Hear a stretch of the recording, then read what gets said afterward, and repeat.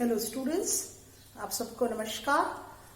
आज Hindu adoptions and maintenance act जो 1956 है, हिंदू लॉ का एक बहुत महत्वपूर्ण जो अधिनियम है, क्योंकि ये काफी सिंपल और इजी पड़ता है, उसको कंटिन्यू करते हुए, क्योंकि पूर्व में धारा 2, धारा 3 और धारा 5 पढ़ चुके हैं, तो कंटिन्यू करते हुए धारा 6 देखते हैं और समझने की कोशिश करते हैं। Section 6.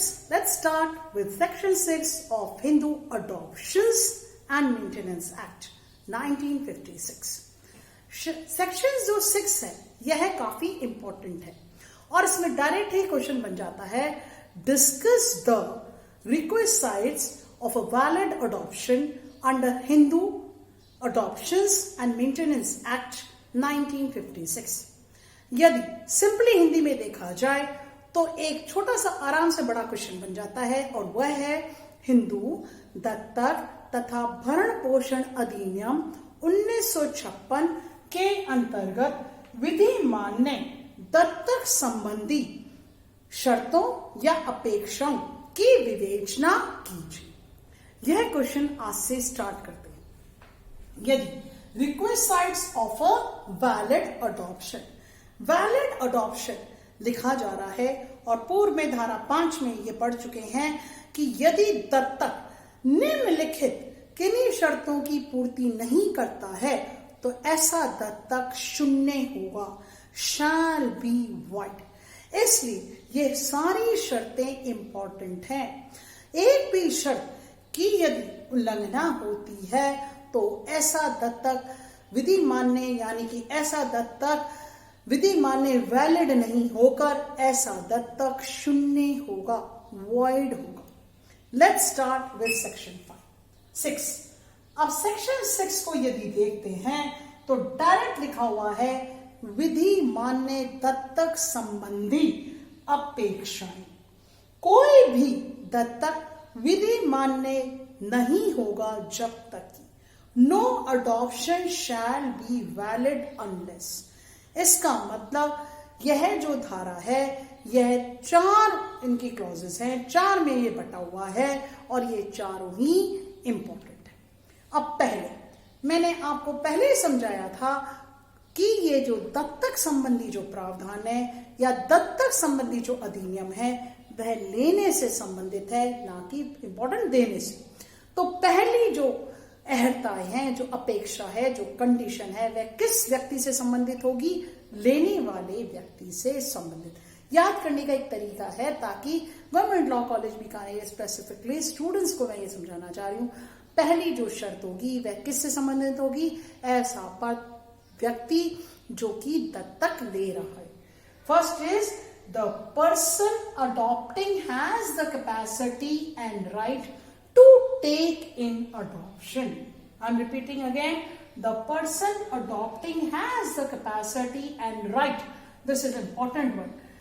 Right to take in adoption. Hindi में दत्तक लेने वाला व्यक्ति, दत्तक लेने वाला व्यक्ति दत्तक लेने की सामर्थ्य और अधिकार, यहां मैं नेगेटिव नहीं बोल के पॉजिटिव बोल रही हूं, और अधिकार रखता हो। क्योंकि ऊपर से यदि आप पॉजिटिव चालू हो तो नीचे भी पॉजिटिव लाइन बोलेंगे तो कोई टेंशन नहीं। या अधिकार ना रखता हो, यदि नेगेटिव ऊपर चल रहा है और नीचे नेगेटिव। पॉजिटिव में यह है कि आपको पॉजिटिव याद रहेगा और एग्जाम पॉइंट ऑफ व्यू से गलत नहीं है। तो मैंने क्या बोला? स्पष्ट बोला, दत्तक लेने वाला व्यक्ति, दत्तक लेने वाला व्यक्ति दत्तक लेने की सामर्थ्य और अधिकार रखता हो।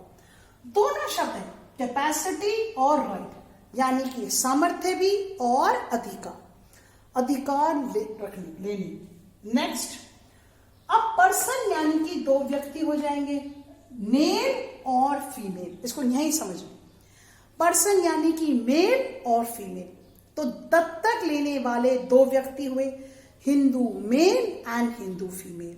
और यह आगे के यदि कंटेंट्स में देखा जाए, आगे के प्रावधानों में देखा जाए, तो धारा 7 तो मेल से संबंधित है और धारा 8 फीमेल से संबंधित है। यानी कि लेने वाले व्यक्ति मेल धारा 7 और लेने वाली फीमेल धारा 8। उसकी कैपेसिटी। ठीक, ताकि धारा 6(1) किससे कनेक्ट हो गया? धारा 7 और धारा 8 से। अब नेक्स्ट धारा 6(2) पर्सन गिविंग इन अडॉप्शन, यानी कि जो देने वाला है, जो देने वाला व्यक्ति है has the capacity to give in adoption, उसके पास एक ही शब्द है, वो है कैपेसिटी। दत्तक देने वाला व्यक्ति ऐसा करने की सामर्थ्य रखता हो। अधिनियम में ना लिखा है, मैं नेगेटिव ना बोल के पॉजिटिव बोलूं, दत्तक देने की सामर्थ्य रखता हो। तो अब ये किस धारा से कनेक्टेड है? 6(2). तो देने वाले 3 व्यक्ति हो सकते हैं, या तो पिता या माता या गार्जियन। पिता, माता, संरक्षक, और इनका हवाला दे रखा है धारा 9 में। The provisions relating to sex father, mother और गार्जियन, फादर और मदर और guardian has been dealt specified under section 9, ताकि आपको हाथ अधिनियम क्लियर होता जाएगा। तो धारा 6(1) किससे रिलेटेड? धारा 7, 8। धारा 6(2) किससे रिलेटेड? धारा 9 से। आगे, person adopted capable of being taken in adoption. Taken word का ध्यान रखना please. Person adopted capable of being taken in adoption, Hindi में दत्तक व्यक्ति, यानी कि जो अपत्य लिया जा रहा है, दत्तक व्यक्ति दत्तक में लिए जाने योग्य हो, लिए जाने में योग्य हो। और यह धारा इस अधिनियम की किससे संबंधित है? धारा 6(3), धारा 10 से संबंधित है। अब नेक्स्ट जो धारा 6 का 4 है, मैं यहां रुक करके थोड़ा सा समझाने की कोशिश हो रही है। 6 का जो 4 है वो है अदर कंडीशंस, यानी कि अन्य अहर्ताएं। अदर कंडीशंस यानी कि अन्य शर्तें जो कि इस अधिनियम से संबंधित है, और वह हो जाएगी आपकी धारा 11। तो चार्ट बन गया। धारा 7, 8 धारा 6(1) से, धारा 9 धारा 6(2) से, धारा 10 धारा 6(3) से, और धारा 6(4) किससे संबंधित है? धारा 11 से। अब एक एक करके इसको समझने की कोशिश करते हैं। एक बार मैं वर्बली समझा दूं, फिर हम पॉइंट्स में समझ लेंगे। यदि धारा 7 देखा जाए तो देखिए, ध्यान रखें, हिंदू मेल के लिए अलग है और हिंदू फीमेल के लिए अलग से धारा बनी हुई है, लेने वाली जो कैपेसिटी है। तो यदि उस धारा, कौन सी धारा हुई? धारा 7। धारा 7 जो है वो क्या लिख रही है? Capacity of a male Hindu, क्या लिखा हुआ आगे? टू टेक इन अडॉप्शन, यानी कि ये जो धारा 7 है ये टेकन, और कौन सा? मेल हिंदू। तो पहली कंडीशन तो जो व्यक्ति लेने वाला है वह हिंदू होना चाहिए। दूसरी कंडीशन, यहां फर्स्ट कंडीशन साउंड माइंड, यानी कि वह विकृत चित्त नहीं होना चाहिए। दूसरी कंडीशन नॉट अ माइनर, और माइनर की जो डेफिनेशन है वह कहां लिखी हुई है, ताकि यहां हवाला आ जाए। माइनर की डेफिनेशन धारा 3 में लिखी हुई है, यानी कि जो व्यक्ति 18 वर्ष की आयु जिसने प्राप्त नहीं की हो। और तीसरी कंडीशन ये यहां की यहीं हो गई। पहली कंडीशन हिंदू, दूसरी कंडीशन साउंड माइंड, और तीसरी कंडीशन वह मेजर होना चाहिए, या आप अगर नेगेटिव में लिखना चाहें नॉट अ माइनर, तो वह पुत्र या पुत्री को दत्तक में ले सकता है।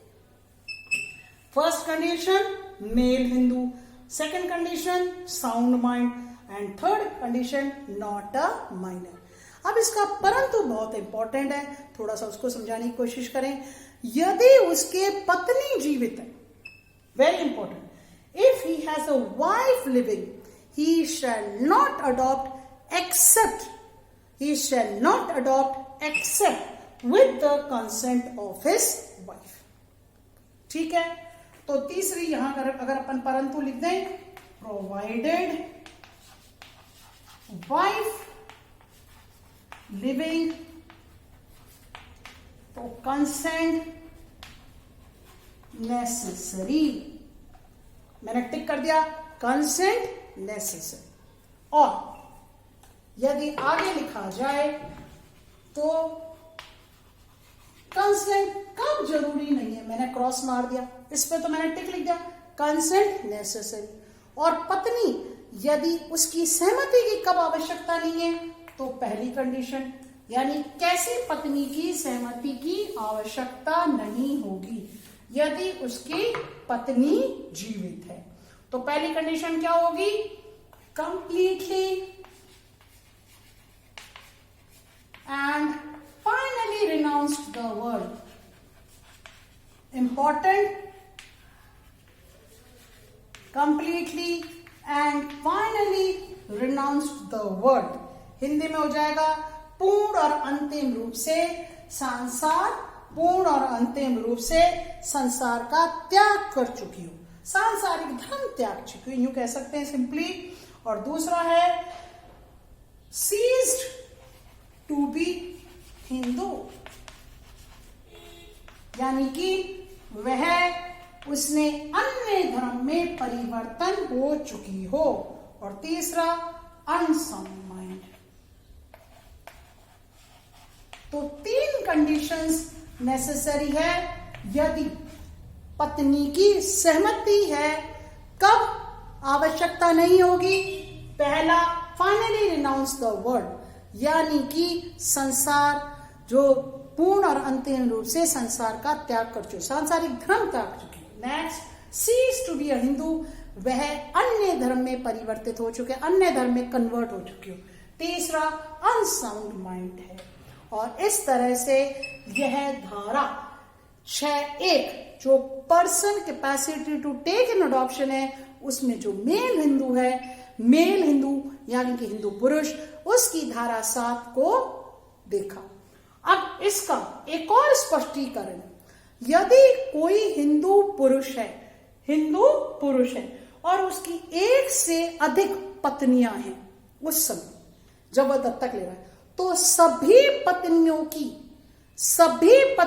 की सहमति की आवश्यकता होगी। If a male Hindu has more than one wife living, then all the wives consent is necessary. Consent of all the wives is necessary. परंतु एक और परंतु हो गया यह स्पष्टीकरण में, परंतु एक और आ गया स्पष्टीकरण में, किस पत्नी की सहमति की आवश्यकता नहीं होगी, यदि वह इस परंतु में आती है, यानी कि एक से अधिक पत्नियां हैं जीवित, तो सभी पत्नियों की सहमति की आवश्यकता होगी। लेकिन किस पत्नी की सहमति की आवश्यकता नहीं होगी, यदि वह फाइनली रिनाउंस द वर्ल्ड, संसार पूर्ण और अंतिम रूप से संसार का त्याग कर चुकी है, सीज टू बी हिंदू, या विकृचित घोषित कर दी गई हो कॉम्पिटेंट कोर्ट से, उसके कहने से नहीं होगी। इस प्रकार से धारा 7 complete. Thank you so much, please take care और कंटिन्यू करते हुए धारा 8 नेक्स्ट वीडियो में स्पष्ट किया जाएगा। Thank you so much.